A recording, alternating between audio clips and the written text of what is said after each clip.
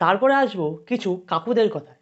এনাদের বয়স এতটাই হয়ে গিয়েছে যে ইনাদেরকে এখন আর ঠিক কাকু বলা চলে না, এনাদেরকে দাদু বললেই সবচেয়ে ভালো হয়।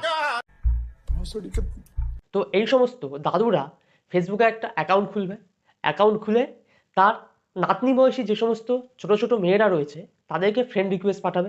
তারা যদি ফ্রেন্ড রিকোয়েস্ট অ্যাকসেপ্ট করে নিল তাহলে তো খুব ভালো কথা, যদি অ্যাকসেপ্ট করে না নিল তাহলে তাদেরকে মেসেঞ্জারে মেসেজ করবে, তোমার বয়স কত, তোমার বাড়ি কোথায়, কেমন আছো, কি করছো, তুমি খুব সুন্দর দেখতে, তোমার ছবিটা খুব ভালো, তোমার সঙ্গে কি কথা বলা যাবে, ফোন নাম্বারটা দাও, তোমার হোয়াটসঅ্যাপ নাম্বারটা দাও, হ্যালো, কথা বলছো না কেন, তুমি কি ব্যস্ত আছো, কথা বলার সময় নেই, তোমাকে ফোন করছি, ফোন তুলছো না, ফোনটা তোলো, তোমার হোয়াটসঅ্যাপ নাম্বারটা দাও, তোমার সাথে কথা বলা দরকার, তোমার সঙ্গে কথা আছে। কেন দাদু, কি দরকার, তোমার নাতনি বয়সী একটা যে মেয়ে তার সঙ্গে তোমার ফোন করে ফোনে কথা বলে তুমি কি জিজ্ঞাসা করবে তাকে শুনে একবার।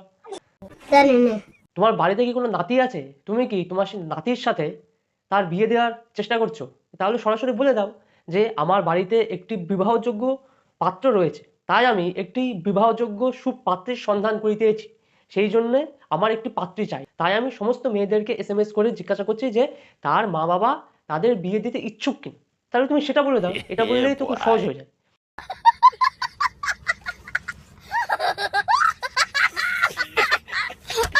আর যদি এটা না হয় তাহলে তুমি কি কারণে তাদেরকে এসএমএস করছো, তাদেরকে জিজ্ঞাসা করছো এই সমস্ত জিনিসগুলো। तू समझा? हाँ।